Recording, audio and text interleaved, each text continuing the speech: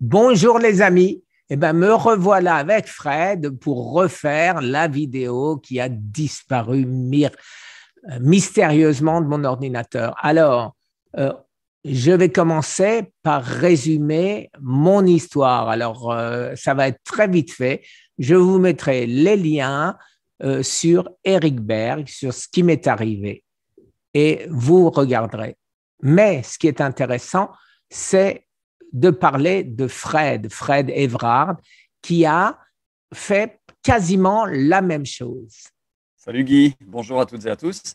Écoute, on va faire un petit résumé rapide parce qu'on a déjà fait quelques vidéos sur le sujet. Donc, oui, deux cheminements très parallèles entre le tien et le mien. Pour ceux qui ne me connaissent pas, je m'appelle Fred, j'ai 50 ans, je suis professeur d'arts martiaux. Et il y a de cela à peu près 2 ans, en septembre 2020, j'ai été diagnostiqué, malgré une hygiène de vie relativement saine, d'un cancer du côlon de stade 3. Alors, cancer du côlon de stade 3 qui était apparemment génétique, vu que mon père et mon grand-père sont tous les deux décédés d'un cancer et que les problèmes intestinaux sont assez courants dans la famille du côté paternel. Donc voilà, je me retrouve avec ce diagnostic. Euh, Bien sûr, c'est le choc, comme vous pouvez l'imaginer. 3 jours de descente aux enfers, de stress, à me dire déjà pourquoi moi, et ensuite, je vais crever. Et au bout de 3 jours, je me prends en main, je me relève. Et comme on en a parlé la dernière fois, je me suis dit 3 choses. La première chose, c'est que, un, le cancer ne me tuera pas. Je ne mourrai pas de ce cancer.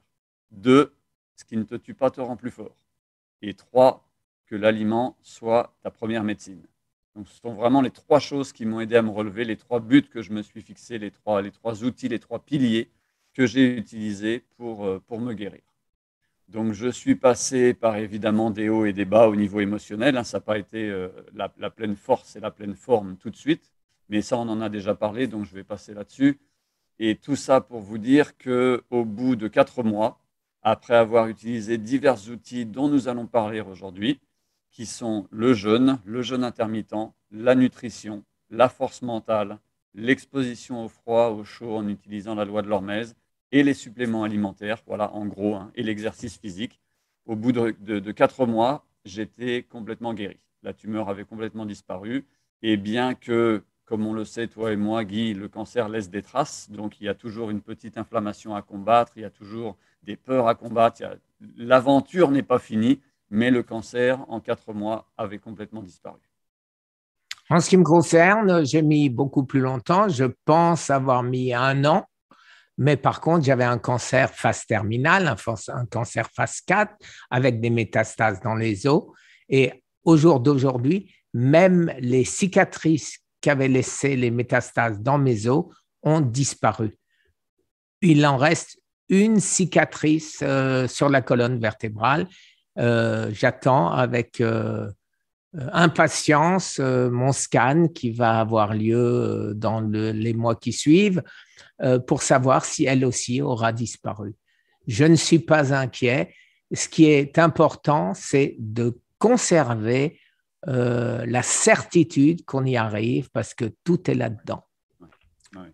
Ça fera partie Alors, des points que nous allons développer, Guy. Mais en effet, le mental, l'émotionnel et le support de notre environnement, de nos familles, nos amis, c'est vraiment très, très important. Mais le plus, c'est ici. C'est-à-dire le jour où tu te dis je suis foutu, il n'y a rien à faire, c'est terminé. c'est foutu.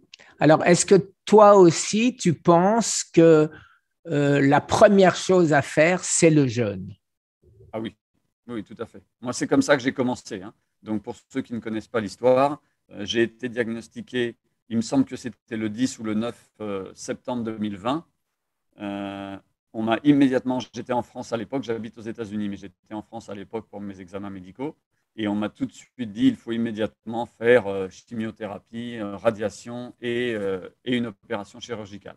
Donc évidemment, moi qui suis dans les arts martiaux, dans la médecine traditionnelle chinoise, dans la diététique depuis assez longtemps, j'ai été un petit peu résistant à ces choses-là. Mais lorsqu'un médecin qui est censé savoir te dit si vous ne faites pas ça immédiatement, vous êtes foutu, tu te poses bien des questions. C'est le yo-yo émotionnel, c'est des doutes, c'est des peurs. Qu'est-ce que je fais? Est-ce que je fais la chimio? Est-ce que je la fais pas? Donc ça a été pendant quelques jours, voire même quelques semaines, un yo-yo émotionnel, un véritable ascenseur émotionnel. Malgré tout, Ils voulaient immédiatement commencer les traitements. Je leur ai dit non, je rentre chez moi aux États-Unis, je veux faire un autre diagnostic. Et je veux surtout voir mon épouse qui était restée aux États-Unis et je ne voulais pas rester en France tout seul. Donc, contre l'avis des médecins, je suis retourné aux États-Unis. Le temps d'avoir un billet d'avion, de partir et tout, ça faisait déjà 2 semaines en moins. Donc, ça commençait à traîner. Les médecins s'inquiétaient. J'avais de plus en plus de douleurs. Je perdais de plus en plus de poids. Je suis arrivé aux États-Unis, j'ai refait tous les mêmes examens, bilan sanguin, IRM, PET scan, etc. Ils ont confirmé le diagnostic, ils ont confirmé le pronostic et ils ont confirmé le chemin médicamenteux. Excuse-moi, quel était le pronostic?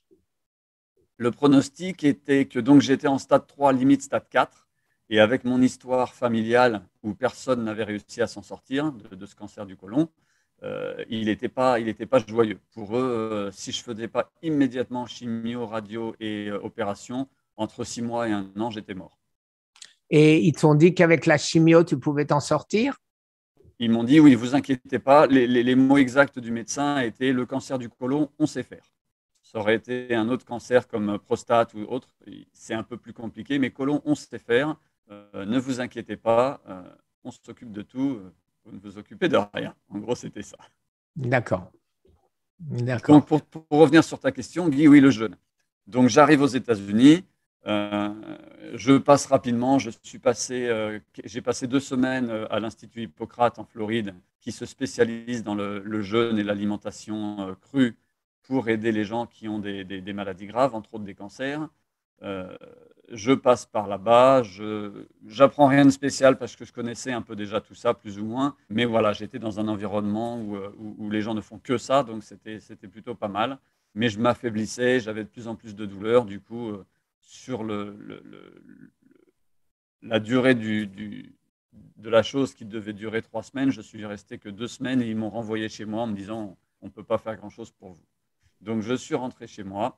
Et j'ai continué le jeûne, commencé à Hippocrate. Donc 2 semaines de jeûne au centre Hippocrate, j'ai fait 1 semaine de plus à la maison. Du coup, j'ai fait 21 jours de jeûne en tout, avec de l'eau. Je ne connaissais pas le jeûne sec à l'époque, donc du jeûne hydrique. Et au bout de 3 semaines, la tumeur avait diminué de 50%, puisque en rentrant du centre Hippocrate 1 semaine après, et après avoir fini mon jeûne, j'ai refait tout un tas d'examens, dont une IRM, qui a confirmé que la tumeur avait réduit de 50%.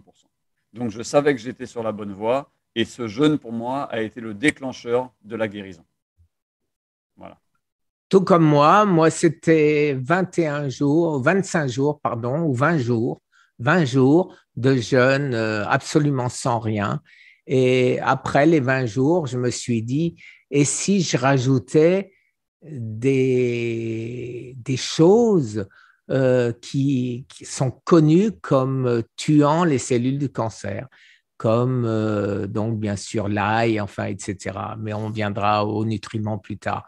Et donc, moi, j'ai fait en tout 20 jours plus 25 jours, donc, oui, c'est ça, 45 jours en tout, mais 25 jours avec des nutriments. Et pour cela, j'ai eu beaucoup de chance parce que je l'ai appris après par Thomas Seyfried que si je ne l'avais pas fait, je serais mort.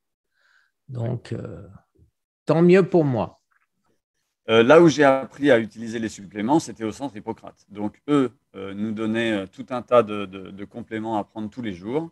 Et c'est là où j'ai commencé à m'y intéresser. Aujourd'hui, je me rends compte que je n'ai pas complètement suivi ce qu'il me disait au niveau des suppléments alimentaires parce que je me suis renseigné, je me suis mis à jour de toute la littérature scientifique, des recherches de Thomas Seyfried, de toutes les recherches sur l'alimentation et le cancer. Et voilà, tout ce qui pouvait exister en littérature scientifique accessible au public, je l'ai lu, je l'ai épluché, j'ai lu les bouquins, j'ai regardé les vidéos d'Eric Berg. Enfin bon, je suis passé par tout un tas de recherches scientifiques que tu connais bien. Et là, je me suis fait mon petit protocole de compléments alimentaires anti-cancer, d'aliments frais anti-cancer. Et bien sûr, je me suis immédiatement, après mon jeûne, remis à l'alimentation cétogène que je connaissais déjà un petit peu via le monde sportif. Alors, si tu veux bien, à la fin, quand on va arriver aux nutriments, on va comparer ce que tu as fait et ce que j'ai fait. Alors maintenant, tu me dis que la nutrition cétogène modifiée, euh, Oui. qu'est-ce que toi tu appelles et est-ce que ça ressemble à ce que j'ai fait? Alors, écoute, comme tu le sais, la nutrition cétogène ou keto stricte demande un très haut niveau de consommation de graisse, hein, jusqu'à 75%. Mais à la base, c'était une alimentation qui avait été développée, non pas pour les cancéreux, mais pour d'autres maladies. On ne va pas développer ça ici aujourd'hui, et qui apparemment marchait très bien. Elle a été modifiée pour les sportifs de haut niveau, avec un taux de graisse beaucoup moindre et un taux de protéines un peu plus élevé. Et j'ai continué à changer un peu ces ratios jusqu'à trouver quelque chose qui me convenait, qui était anti-inflammatoire, qui ne risquait pas de nourrir le cancer, du moins avec les renseignements que j'avais à l'époque. Et je sais qu'en ce moment, maintenant, il y a un petit débat sur le keto paradoxe dont tu nous parleras dans quelques minutes. Mais voilà, en gros, c'était une alimentation faite de protéines animales de très haute qualité. Pas trop, parce que de toute façon, j'étais descendu à 45 kilos, je pouvais à peine marcher, 49 kilos, pardon. Je pouvais à peine marcher, je pouvais à peine me nourrir. Donc, il n'y avait pas d'excès alimentaire. Mais voilà, des protéines animales de très haute qualité. Si c'était du bœuf, par exemple, c'était du bœuf bio, d'animaux élevés en plein air, nourris à l'herbe, avec un taux d'oméga 3 supérieur au taux d'oméga 6, etc., etc. Donc le top de ce que je pouvais trouver en matière de produits animaux. Pareil pour les graisses, des bonnes graisses, de l'avocat, de la noix de coco, de l'huile d'olive, du beurre, mais toujours pareil, issu d'animaux élevés à l'herbe, du beurre cru, évidemment. Tout ce qui était pasteurisé me faisait un mal de ventre pas possible. Par contre, les produits laitiers au lait cru passaient sans aucun problème. Des légumes, mais je me suis vite rendu compte que les fibres des légumes, avec mon intestin complètement irrité et j'allais presque dire un intestin mourant, avec un intestin vraiment malade, je ne supportais plus les fibres insolubles qui se trouvent principalement dans les légumes. Donc j'ai commencé à me renseigner, savoir est-ce que je pouvais continuer à consommer des légumes d'une manière ou d'une autre, ou est-ce que je devais tout bonnement les arrêter. Et là, je suis tombé, comme tu le sais, sur les vidéos de Thierry Cadasnovas qui m'ont beaucoup aidé, beaucoup inspiré. Et je me suis mis à faire des jus de légumes qui sont très bien passés. Donc là, mon alimentation, ça a été principalement des bonnes graisses, des protéines animales de très haute qualité et énormément de jus de légumes. À l'époque, pendant ces 4 mois, j'ai été vraiment très strict. Aucun sucre, aucun carbs, pas de féculents, pas de sucre complexe, pas de sucre simple, pas de fruits, vraiment aucun sucre. Et ça a été ma nutrition cétogène modifiée pendant Alors, 4 mois. la différence avec moi, tout ce que tu as fait, je l'ai fait de la même manière. Pas de sucre, pas de carbs, pas de fruits, pas, rien, rien, pas de frites, pas de pizza, pas de pommes de terre, pas, enfin rien. J'en pleure encore. Oui, oui, oui. Ah bah, c'était dur, hein. C'était dur quand on C'est allait dans les dur, bien sûr que c'est dur. supermarchés. Et puis, bon. Et par contre, la seule différence que je vois avec toi, c'est que moi, les jus ne me réussissaient pas et j'avais besoin des légumes avec les fibres. Et donc, je mangeais les fibres et même, tu sais, quand tu manges une branche de céleri et que tu as toutes les fibres qui te restent dans la bouffe, que tu as envie de le cracher, eh ben non, je les mâchais et je les avalais une fois que terminé. Donc, c'est la seule différence. Moi, les jus ne me réussissaient pas pour être cru, quand je me faisais des jus, quand j'allais aux toilettes, c'est le jus qui ressortait. Mm. Donc, au début, en pensant à dire, si mon corps le fait, c'est qu'il y a une raison. Si mon corps me rejette, est-ce qu'il est en train de laver mes intestins? Est-ce qu'il est en train... Donc, j'ai continué un petit peu. Et quand j'ai vu que ça ne se terminait pas, je suis passé aux légumes entiers. Et à ce moment-là, eh ben, plus aucun souci, tout était redevenu normal. Voilà, D'accord. l'alimentation, vous avez entendu, les amis, ce que nous avons fait et ce qui nous a sauvés. Donc c'était vraiment très proche, hein. Donc la principale différence, c'était que moi, avec un intestin inflammé, je ne supportais pas les fibres, alors que toi, par risque de Voilà. complications, Oh, une autre chose, moi, beaucoup moins de viande, quasiment aucune viande rouge. Et mon petit péché, mais c'était bien après ma guérison, c'est-à-dire facilement 1 an ou 1 an et demi après, je me suis mis maximum 1 fois par semaine au poulet. Au poulet, un bon poulet, j'arrive pas à résister. Et donc, D'accord. voilà. Mais à part Alors, tu vois, ça, moi, en ce qui concerne la viande, j'ai fait beaucoup de recherches aussi parce que je voulais pas, bah, comme toi, hein, on ne veut pas faire de conneries tout simplement, hein, parce que c'est sûr que lorsqu'on on décide de ne pas suivre le protocole médical classique, il y a toujours aussi des doutes. Est-ce que je ne fais pas une erreur? Est-ce que je ne vais pas en mourir? Euh, donc, j'ai fait beaucoup de recherches. Et il se trouve que, d'après ce que j'ai pu lire, euh, le lien cancer-viande rouge concerne vraiment la viande d'élevage de masse que tu trouves, que nous trouvons tous en supermarché et qui est de qualité très médiocre et surtout très riche en oméga 6. Et c'est ça le problème. L'oméga 6, les inflammatoire. graisses oméga 6 sont très inflammatoires, alors que les oméga 3 sont anti-inflammatoires. Et un animal, un herbivore qui a mangé de l'herbe, a un ratio oméga 3 oméga 6 qui est parfait, qui est excellent pour nous, alors qu'un animal qui a mangé du maïs, des farines animales, du blé, lui est complètement déséquilibré parce qu'il n'est pas fait pour ça. Un herbivore, son nom l'indique, il doit manger de l'herbe. Donc ça change aussi énormément de choses. Pareil pour un poulet qui mange du maïs ou un poulet qui va picorer des insectes dans un jardin n'a pas le même ratio oméga 3, oméga 6 et l'impact sur la santé n'est pas le même.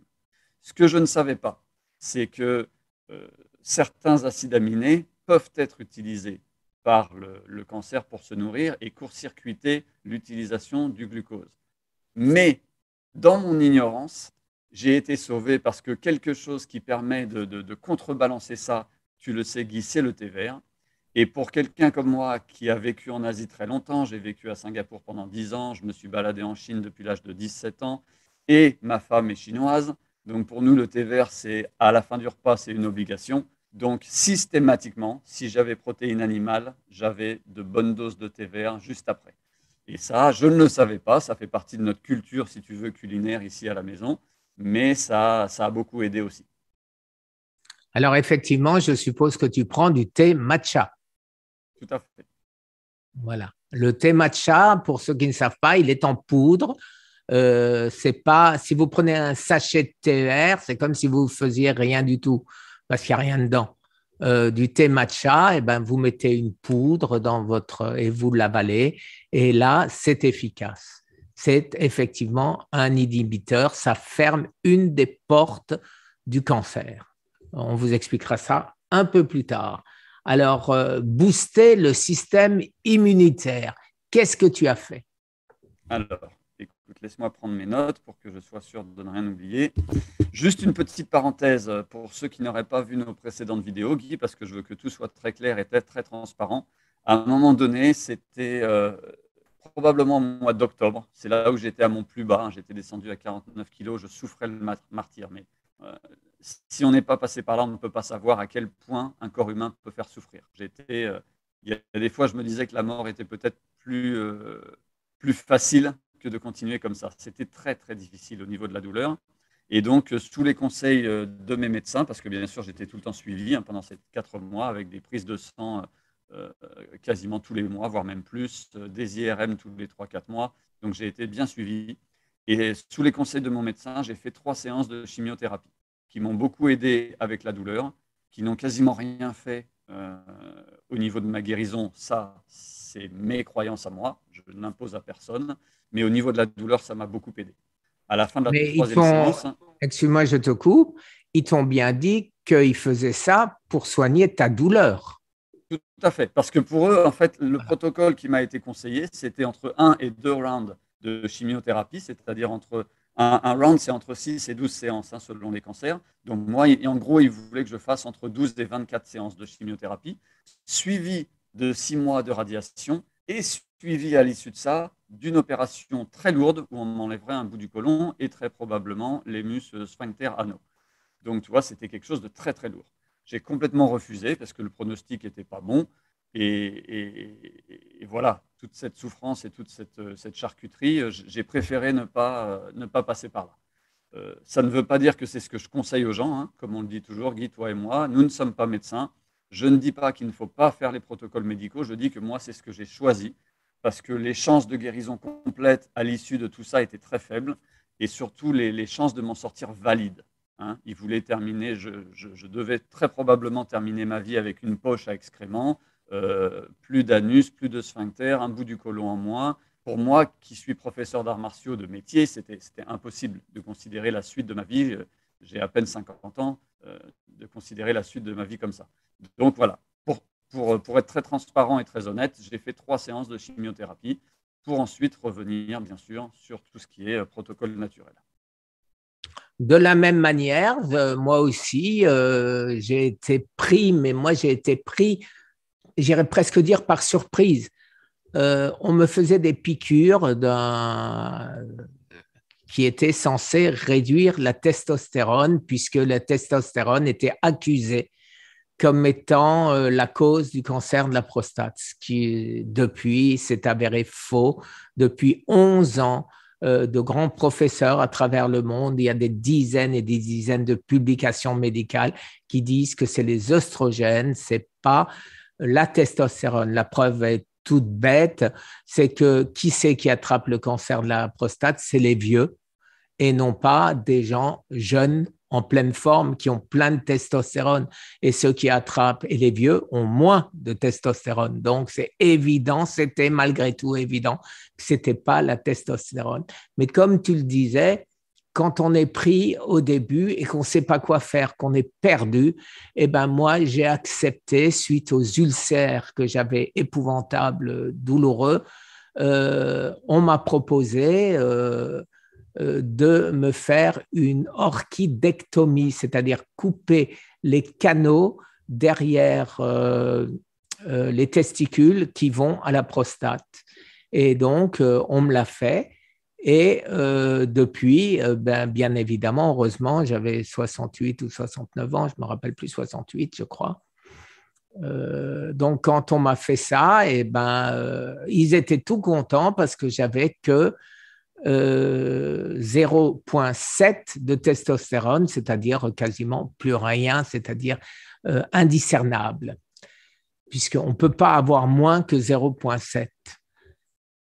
Et ça a été ma grosse erreur, puisque c'est la seule chose, le handicap que m'a donné la médecine allopathique, et j'aurais pu m'en passer puisque aujourd'hui c'est prouvé, mais c'est trop tard, il n'y a plus rien à faire. Et oui. C'est ça qui est terrible, et c'est pas ta grosse erreur, c'est leur grosse erreur. Oui, et c'est là où les gens souvent nous disent mais vous êtes fous de ne pas avoir fait confiance à la science, etc. Et ce n'est pas une question de confiance. Un, c'est une question de choix en pesant le pour et le contre. Et deux, la science évolue, elle évolue constamment, aussi bien dans le domaine d'utilisation de la nature, de l'alimentation, des suppléments naturels, que dans le domaine allopathique et chimique. Et des choses dont on était persuadé il y a quelque temps, aujourd'hui, se sont avérées fausses. Et qu'on le veuille ou non, le patient fait quand même office de rat de laboratoire dans certains cas. Donc voilà, il faut prendre sa décision en toute connaissance de cause. Et ce qui est très malheureux, c'est que les médecins, une fois qu'ils sont médecins, ils ont appris leur protocole à l'université, on leur a dit de faire ci ou ça, et il semblerait que la majorité ne suivent pas les études scientifiques publiées tous les ans. Autrement, mon oncologue aurait su, mon urologue aurait su que ce n'était pas la testostérone le responsable. Et il ne m'aurait pas fait cette opération.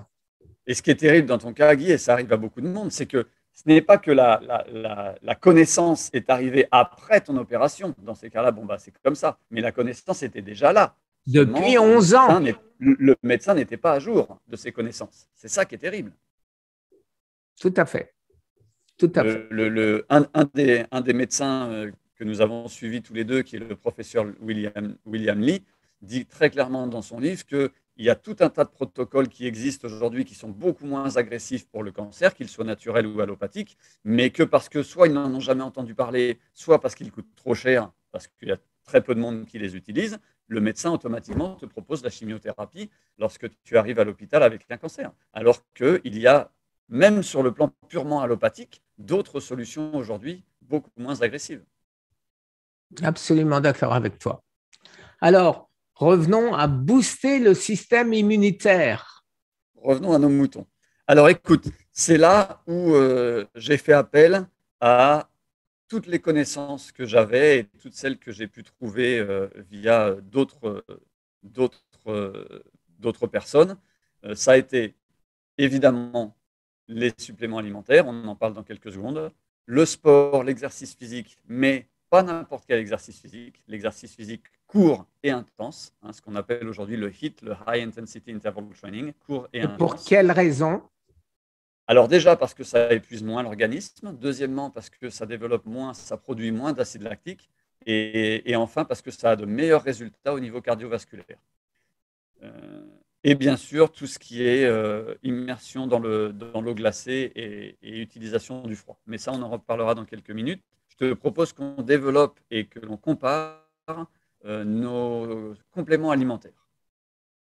Tout à fait d'accord, bien sûr. Alors moi, dans les compléments alimentaires, j'ai divisé ça en 4 catégories. Tu me diras si ça te parle ou pas. La première catégorie, ce sont les compléments alimentaires qui m'ont aidé à booster mon système immunitaire. La seconde catégorie, les anti-inflammatoires naturels. La troisième catégorie, les anti-cancers naturels. Et enfin, dernière catégorie que j'ai utilisé, peut-être certains avant de savoir pourquoi, mais que j'ai appris grâce à toi que c'était des inhibiteurs de Scott. Et on développera ça dans quelques instants. Et voilà donc mes 4 catégories. Donc, booster le système immunitaire, écoute, j'ai utilisé de la vitamine C, j'ai utilisé bien entendu de fortes doses de vitamine D3 couplées à de la vitamine K2. Donc, j'en utilisais, écoute, laisse-moi te dire les chiffres exacts, parce que 30 000 unités internationales couplées à 300 mg de K2. Donc, ça a été le deuxième type de complément alimentaire pour le système immunitaire. J'ai utilisé du zinc à raison de 30 mg aussi par jour. Et bien entendu, quelque chose qui joue et sur le système immunitaire et sur le côté anti-inflammatoire, les oméga 3. Et alors, toi, pour le système immunitaire, qu'est-ce que tu as pris? Alors, en ce qui me concerne, effectivement, c'était quasiment pareil. Moi, j'ai pris, comme je ne mangeais pas beaucoup et que j'ai continué, donc je me suis dit, que zinc, j'en prenais 50 mg et non pas 30. J'ai rajouté les autres minéraux, c'est-à-dire sélénium, magnésium, potassium. Au niveau de la D3, de la K2, pareil que toi, mais avec en plus beaucoup de soleil, puisque je passais au moins 1 heure par jour dehors au soleil. Et toutes les vitamines, en particulier B1, B12, bien sûr la vitamine C, tu l'as dit, mais en plus un peu de vitamine A, j'irais dire pratiquement toutes les vitamines, mais pas en complexe parce que les doses sont beaucoup trop faibles. J'ai acheté en faisant très attention aux doses. Alors oui, je suis tout à fait d'accord avec toi pour bien sûr avoir une panel de vitamines et de minéraux tout à fait complète et l'exposition au soleil. Moi, ce que je faisais, je n'ai pas tout pris sous forme de complément parce que mon alimentation me permettait d'absorber de grandes doses de minéraux et de vitamines via les jus. Donc dans des jus, je passais vraiment de grosses quantités de légumes. Je consommais aussi, comme tu le sais, des graisses animales de très haute qualité, donc par exemple du beurre ou du beurre clarifié, qui m'ont beaucoup aidé avec les doses de vitamine A. Et je passais aussi énormément de temps dehors, quel que soit le temps, quelle que soit la température, torse nu dehors au soleil. Voilà. Donc là, on est quasiment pareil, c'est-à-dire Alors, il faut bien dire qu'il n'y a pas une recette. Il n'y a pas une recette. Chacun trouve, notre corps nous dit ce qu'il a besoin. Et moi, je vois bien que de temps à autre, quand mon corps me disait j'ai besoin d'une Häagen-Dazs, eh ben, je savais que ce n'était pas une glace hein, ou un hamburger.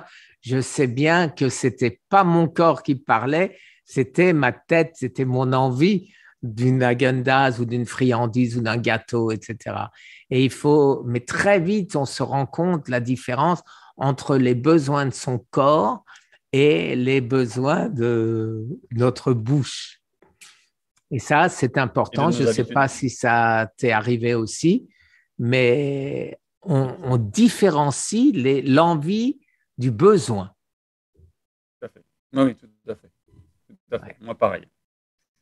Donc, on continue sur nos catégories, différentes catégories de suppléments alimentaires. Les anti-inflammatoires naturels. Donc là, évidemment, j'ai consommé énormément de curcuma, hein, du turmeric, et d'oméga 3. Ça a été vraiment. Alors, le curcuma, je l'utilisais principalement frais dans mes jus, mais aussi sous forme de poudre dans mon alimentation et également sous forme de complément pour vraiment en avoir un maximum disponible pour mon corps.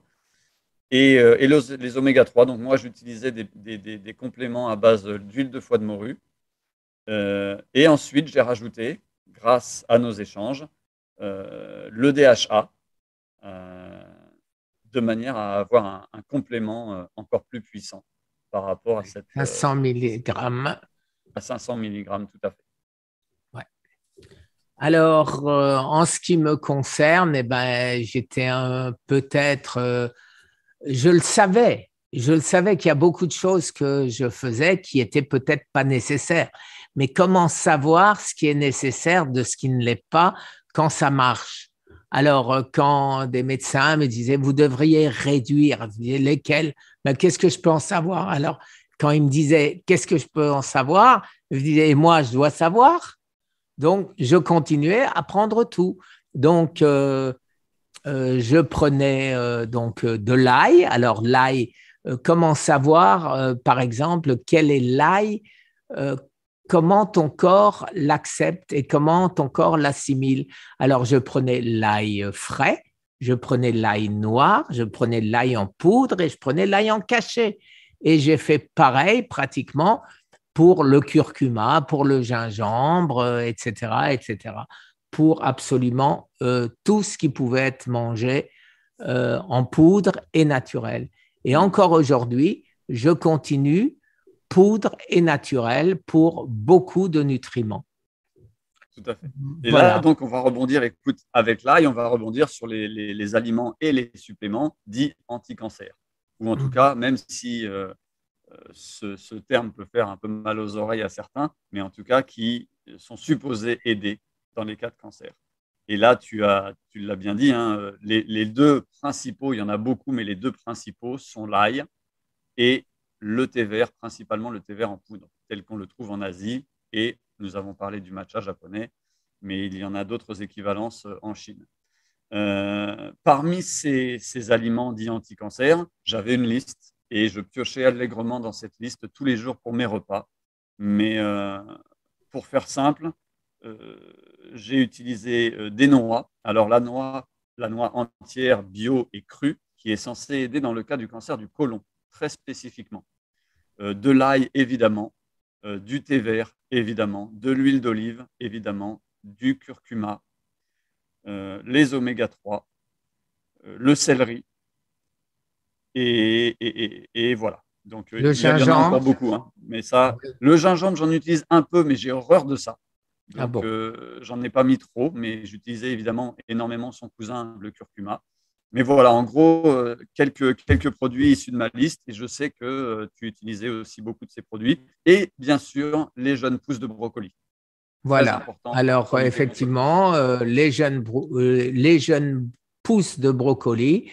Et toi, en plus de ce que toi tu mangeais, je mangeais de la tomate, le seul aliment cuit, parce que c'est très bon pour le cancer de la prostate. Mais comme tu le disais, ça c'est spécifique au cancer de la prostate. J'en Donc, ai beaucoup entendu parler, très étonnamment, alors qu'on dit en général que les produits crus sont supérieurs au niveau de la micronutrition. Et c'est vrai, la tomate, pour les cas de cancer et entre autres le tien, est très recommandée sous forme cuite, voire même sous forme de jus, hein, de sauce, pardon. Oui, J'entends tout à fait. souvent la fameuse Oui. sauce tomate à l'italienne, que c'était magique dans certains cancers. Oui. Je te suis. Alors maintenant, qu'est-ce que tu as fait encore qui était commun à ce que je fais? Alors, j'ai rajouté une catégorie de suppléments qui m'ont été recommandés par un ami médecin en France. Euh, et à l'époque, je ne savais pas vraiment pourquoi. Il m'a dit, prends ça, ça aide énormément dans les cas de cancer.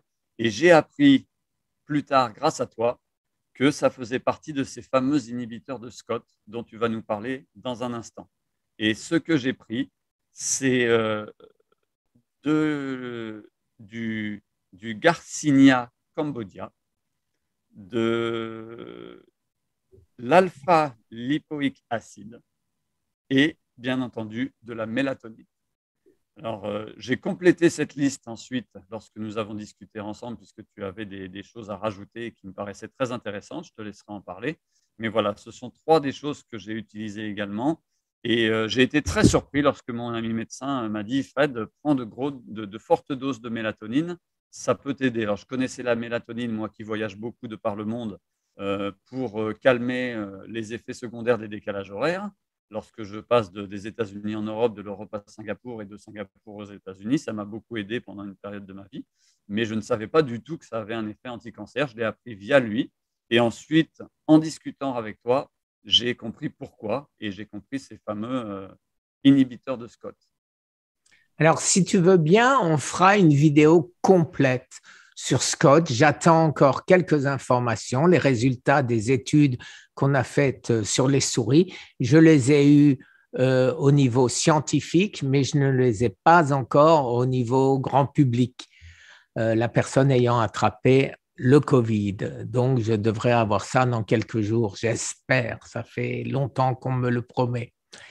Maintenant, la mélatonine, oui, parce que on a fait, donc pour résumer Scott, mais ce sera vraiment très résumé, euh, Scott fait, et c'est une enzyme, et si on la coupe, c'est comme si on fermait une porte, tu sais, la porte à tourbillon là dans les entrées des hôtels, je ne sais plus comment ça s'appelle. Ouais, ouais, ouais. Donc, cette porte-là, si on la ferme, eh ben, le cancer ne peut plus accéder à ce qu'il a besoin pour faire sa membrane, à savoir l'acétyl-CoA.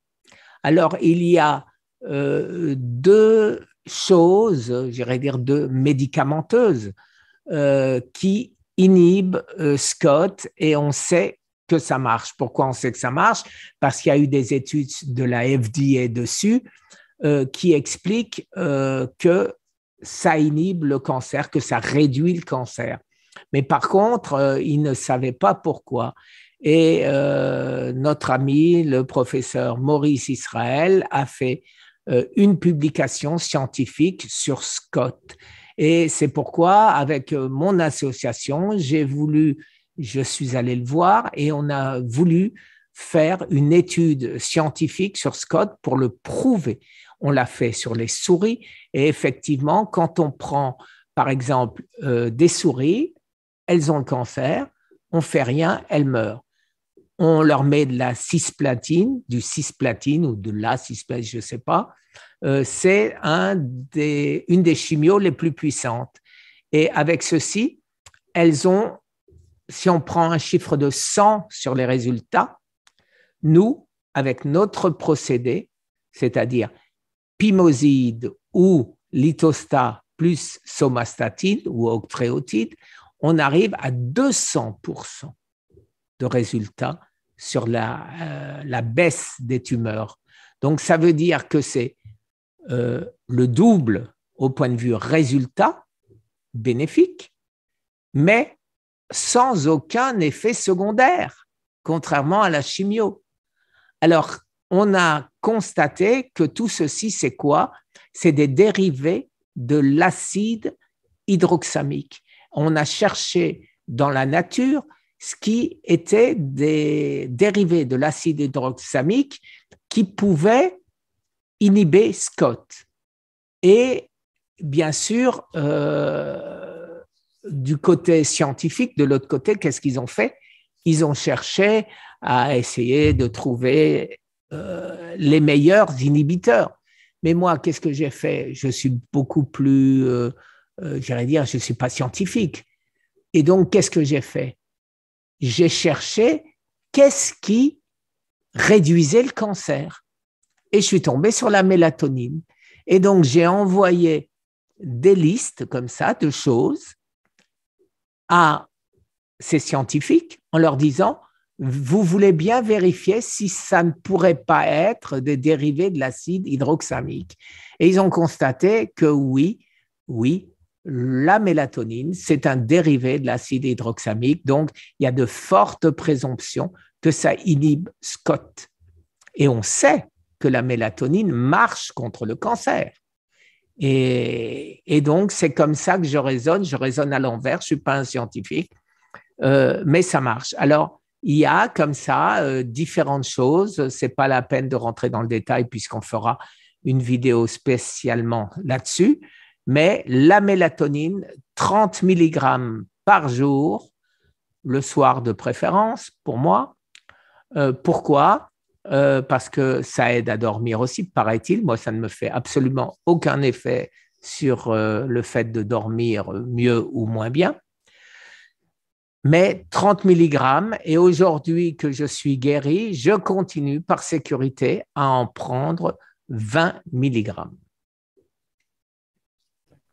Voilà. C'est ça qui est super dans cette histoire, c'est que n'étant pas scientifique, c'est quand même un peu grâce à toi qu'ils ont exploré le côté naturel des inhibiteurs de SCOT plutôt que de se concentrer uniquement sur le côté allopathique. Et entre autres grâce aux études que tu as financées avec Eric Berg et d'autres. Et pour une raison très simple, financer une étude allopathique, je ne saurais pas le faire, 2, ça coûte des millions de dollars, et passer par tous les stades, c'est plus de 10 ans. Et ça veut dire combien de millions de morts? Donc, c'est certain que, voilà, j'ai été un cobaye pour Thomas Seyfried, puisque quand je suis allé le voir, tu le sais, je lui ai dit, voilà, je ne viens pas, parce qu'il m'a dit, qu'est-ce que je peux faire pour toi? Qu'est-ce que je peux faire pour toi? Je ne suis pas médecin, je ne suis pas… Il m'a dit, non, moi, c'est moi qui viens vous aider, pas vous qui voulez m'aider. Vous m'avez déjà aidé avec vos vidéos, avec vos livres, etc., vos conférences. Rappelle peut-être rapidement pour nos auditeurs qui est Thomas Seyfried. Parce que oui. C'est une sommité dans la recherche anti-cancer.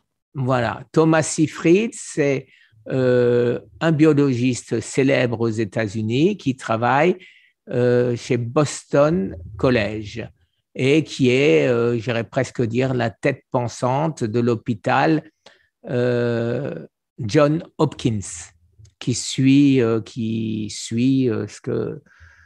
qu'il conseille. Et ce qu'il n'a pas su, c'est qu'il m'a aidé sans le vouloir dès que je suis rentré.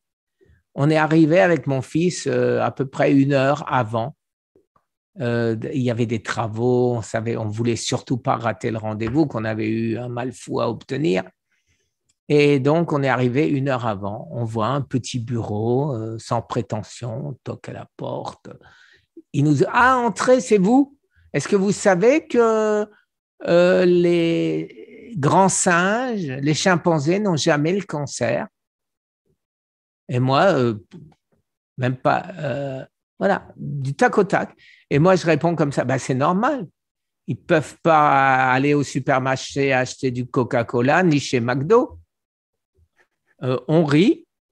Et puis, voilà, la glace était rompue. Et le rendez-vous qui était d'une heure et demie, d'une demi-heure, pardon, était devenu 2h30, ou je ne me rappelle plus exactement.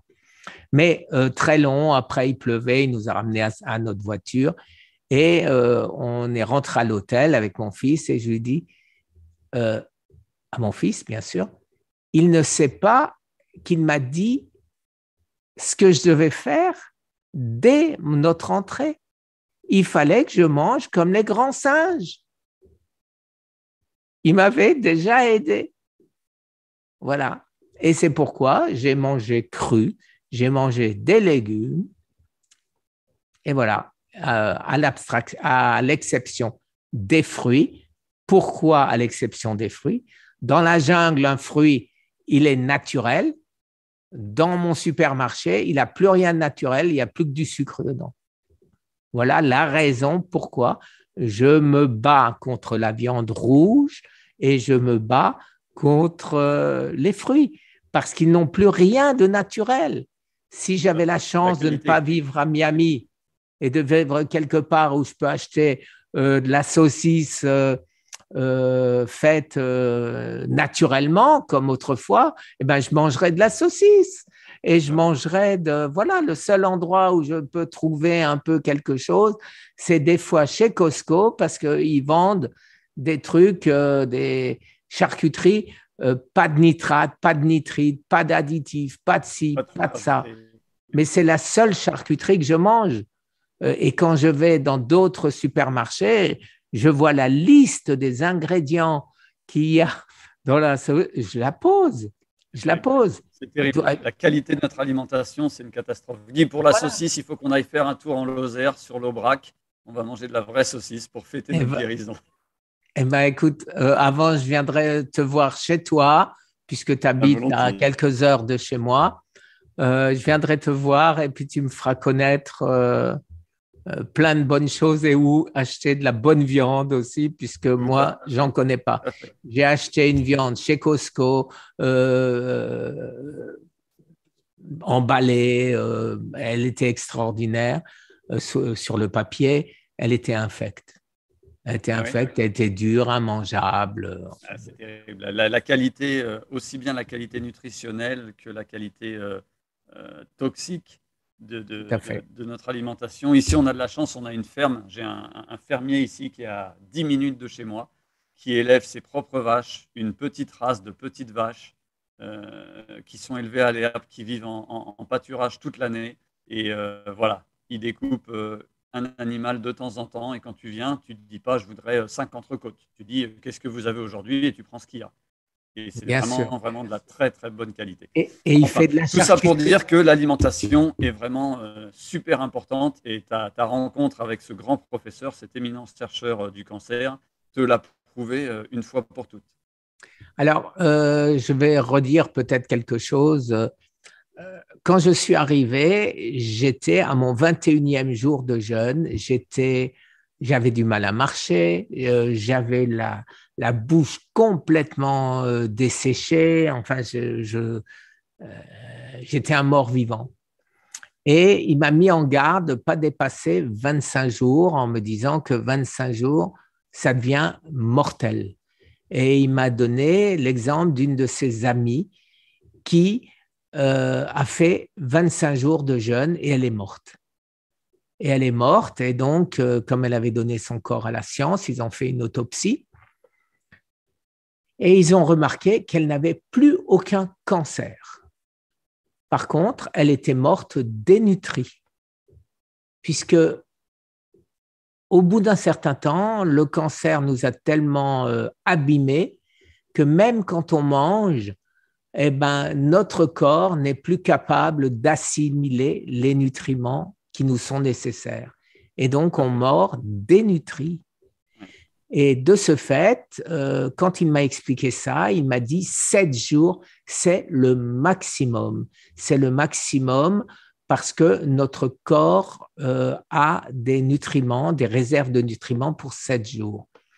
Alors aujourd'hui, pour te donner une idée, je suis à mon 7e jour de jeûne. C'est pourquoi je suis peut-être moins frais que d'habitude.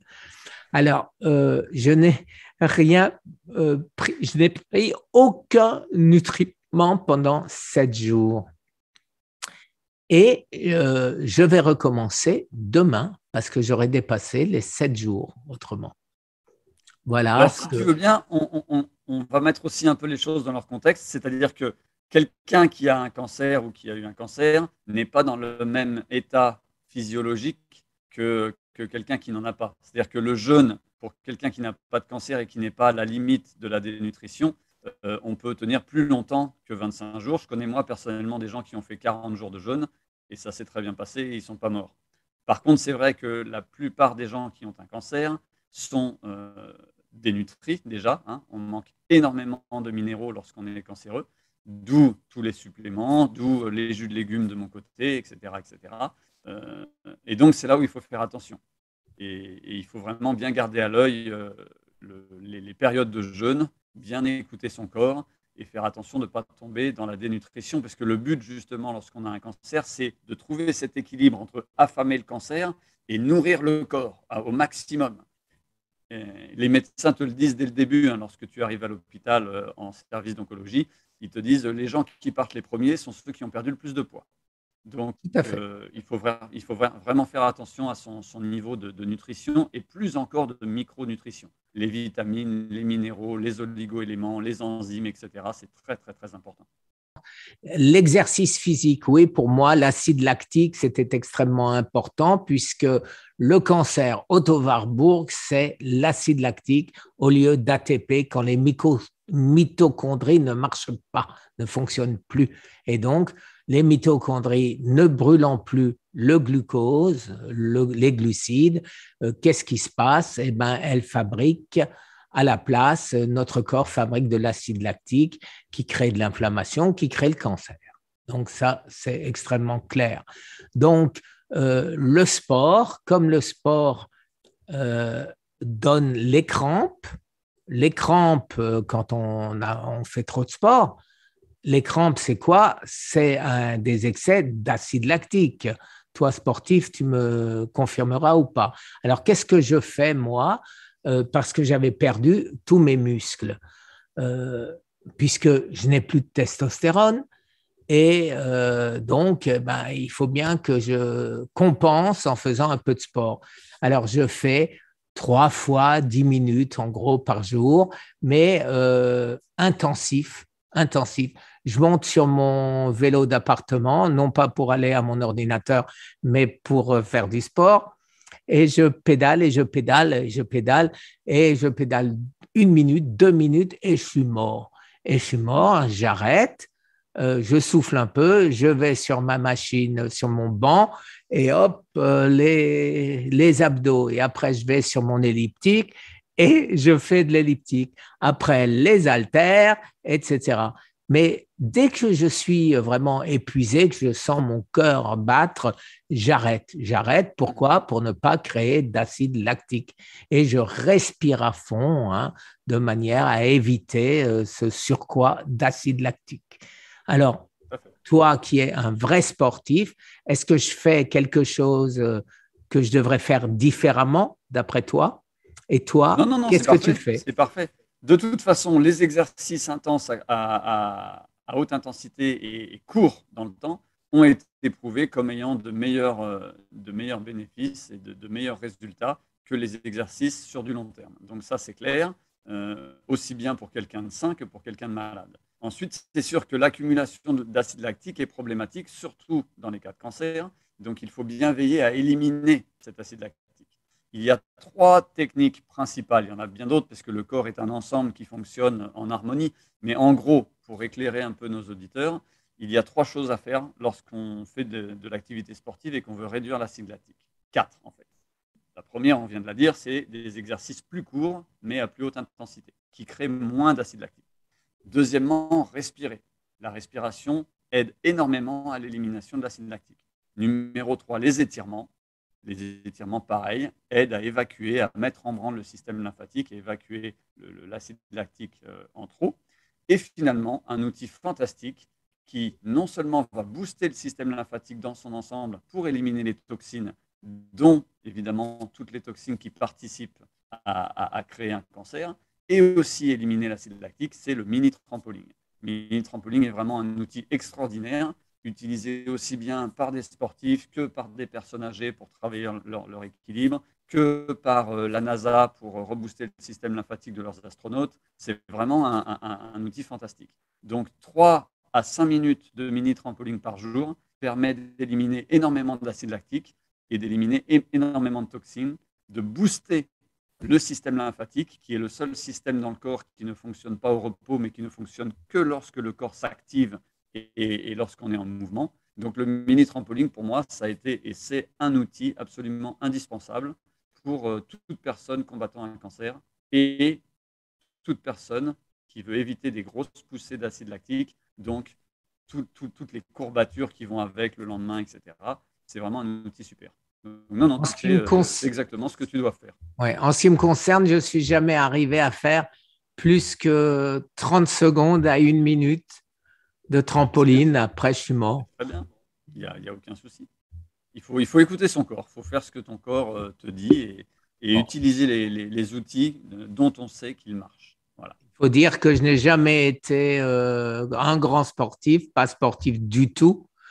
Et en plus de ça, j'ai 70 ans, j'en ai pas 50. Tout à fait. Voilà, Voilà. donc pour le mini trampoline. Ensuite, la loi de l'Hormèse, on en a souvent parlé tous les deux et on en parlait encore en antenne tout à l'heure, et l'exposition au chaud et au froid. Ça fait partie des choses qui boostent énormément le système immunitaire, qui renforcent les défenses naturelles du corps, qui poussent le corps à s'adapter. Donc l'adaptation est vraiment quelque chose de très important lorsqu'on combat tout type de maladie et qu'on tend vers la pleine santé. Et l'exposition au chaud, donc le sauna principalement, c'est ce dont on parle le plus souvent lorsqu'on parle de cas de cancer, et l'exposition au froid avec la cryothérapie, soit la méditation dans la neige, soit l'exposition dans l'eau froide, les douches froides, ou les cascades et les lacs glacés en hiver, tels que je les pratique moi ici en Caroline du Sud. Donc tout ça, ce sont vraiment des choses très, très, très importantes. Maintenant, tout ça, c'est réalisable à une seule condition, qu'on ait le mental. Comme on l'a dit tout au début, hein, le mental, le fait d'être persuadé, un, qu'on va guérir, deux, d'avoir la force de continuer un protocole qui n'est pas facile, hein, de jeûner, de pratiquer le jeûne intermittent et de ne manger qu'une fois ou 2 fois par jour, d'avoir une nutrition très stricte, d'éviter tous les sucres, tous les produits transformés, tous les aliments et boissons où il y a des produits chimiques, des sucres en chimiques, toutes ces choses-là, il faut vraiment éviter. Et ça demande une discipline, ça demande une force mentale, ça demande de la régularité. Et si on se bat contre son propre mental, c'est extrêmement difficile. Si en plus de ça, on doit se battre contre sa famille et ses proches, c'est encore plus compliqué. Donc on a la chance, toi et moi, d'avoir des épouses qui nous ont soutenus dans notre combat et dans notre guérison, hein, avec tous les sacrifices, surtout alimentaires, mais pas que ça implique. Et le mental est très, très important. Si vous décidez dès le départ que vous allez guérir et que c'est possible, vous mettez toutes les chances de votre côté. Alors, je ne dis pas que ça fait tout, hein, mais on met quand même la balle dans son coin. Alors, ce que je peux vous dire, les amis, c'est que je suis bien évidemment 100% d'accord avec Fred, mais surtout que le mental, sans le mental, tout le reste est impossible à faire. Comment voulez-vous jeûner sans jamais craquer si vous n'avez pas le mental, si vous n'avez pas décidé dans votre tête que vous allez survivre, si vous vous dites « je suis foutu », j'ai aucune chance, les médecins ont raison, voilà, quand on a un cancer phase 4 terminal, eh ben, on a un maximum 2 ans à vivre. Alors, comme m'a dit mon oncologue le premier jour, enjoy the life, profite de la vie. Quand je suis allé en France, on m'a dit profite de la vie. Quand je suis allé en Espagne, on m'a dit disfruta de su vida. Ils sont tous allés à la même école ou quoi? Mais quoi qu'il en soit, une fois qu'on est convaincu dans sa tête qu'on ne va pas mourir, eh ben on ne meurt pas. Parce que notre cerveau, c'est lui qui commande. Et il commande qui? Il commande notre corps. Et notre corps, eh ben, à ce moment-là, c'est facile. C'est facile de jeûner. Vous n'avez plus faim parce que vous êtes en cétose au bout de 3 jours. Les 3 premiers jours sont la première fois un peu difficiles. Aujourd'hui, à mon 7e jour de jeûne, j'ai absolument pas faim et je le fais par sécurité puisque je suis guéri. Mais une fois par trimestre, au moins, je fais 7 jours de jeûne. Alors, est-ce que c'est utile? Est-ce que c'est pas utile? Je n'en sais fichtrement rien. Mais ce que je sais, c'est que l'autophagie va tuer les cellules naissantes de cancer au cas où il y en aurait. Et c'est ça qui est important. Mais de toute façon, tu disais, est-ce que c'est utile ou pas lorsqu'on est guéri? C'est toujours utile. Le jeûne, pour tout le monde, est une pratique, à mon avis, essentielle et à intégrer dans notre hygiène de vie. Alors, selon les cas, pas besoin de faire des jeûnes aussi longs que les nôtres. Des fois, le jeûne intermittent peut suffire ou un jeûne de 36-48 heures. Mais de toute façon, cette notion d'autophagie, où parce qu'il n'y a plus d'alimentation, les cellules saines vont se nourrir des cellules les plus viciées, et automatiquement attaquer les cellules cancéreuses naissantes, ça, c'est vraiment très, très important. Le jeûne permet de rebooter le système, de relancer le système immunitaire, de rajeunir même sur le plan physiologique. Vraiment, les cellules de la peau se multiplient à une vitesse phénoménale, les cellules du foie, pareil, on se détoxifie. Enfin bon, le jeûne, c'est la panacée, c'est le médecin intérieur, comme je l'ai entendu une fois, je ne me souviens plus Moi, qui a dit ça, mais le moi jeûne, j'appelle c'est ça le médecin intérieur. le recette de notre Oui, c'est corps. ça, c'est un reset, tout à fait. Alors maintenant, soyons très clairs, parce qu'il y a des questions chaque fois qui reviennent. Les personnes qui mangent, par exemple, avec un jeûne de 12 heures, de 14 heures, de 16 heures, oui, ça sert si vous voulez perdre un peu de poids, mais vous n'entrez pas en autophagie, du moins en autophagie profonde. L'autophagie profonde, c'est entre 3 et 5 jours, jamais moins de 72 heures, parce qu'à 71 heures, le corps n'a pas commencé ou peut-être pas de manière importante son autophagie. À plus de 72 heures, ça y est, il a démarré et il a déjà été efficient. Si vous voulez un jeûne vraiment utile pour toute autre pathologie que le cancer, eh ben, entre 3 et 5 jours, c'est parfait. Maintenant, si vous voulez soigner le cancer, ne rêvons pas, c'est beaucoup plus long. C'est minimum 3 semaines, 21 jours, comme a fait Fred ou moi, mes 20 jours plus 25 jours avec les nutriments. Autrement, ça ne sert pas à grand-chose. Je ne dis pas que ça ne sert à rien, mais ça ne sert pas à grand-chose. Vous devez savoir que si déjà vous, vous êtes obligé à la souffrance, si on peut appeler ça comme ça, parce que c'est pas vrai. Au bout de 3 jours, on n'a plus faim du tout. Notre cerveau a compris qu'il n'aura pas de nourriture et que ça ne sert à rien de demander à notre estomac de nous réclamer de la nourriture. Donc, franchement, je suppose que tu as senti la même chose. Tu n'avais plus faim au bout de 3 jours ou tu avais Ah toujours non, non, de faim. toute façon, c'est clair. Toutes les personnes qui jeûnent te le diront, au bout de 3 jours, tu n'as plus faim. Ça, les Voilà. 3 premiers jours, surtout le jour 2 et 3, pour moi, sont les plus difficiles. Le premier jour, ça Voilà. va. Et à partir du quatrième jour, c'est la pêche. Je reprends mes activités physiques. Moi, je fais, à partir du quatrième jour, je fais des activités physiques vraiment intenses. C'est-à-dire Ouais. que je reprends ma pratique des arts martiaux, de la boxe, du parcours, du crossfit. Il n'y a aucun souci. Alors moi, je suis moins rapide que toi. C'était 4 et 5, mes jours les plus difficiles. Mais Ouais. aujourd'hui, je n'ai même plus ce stade.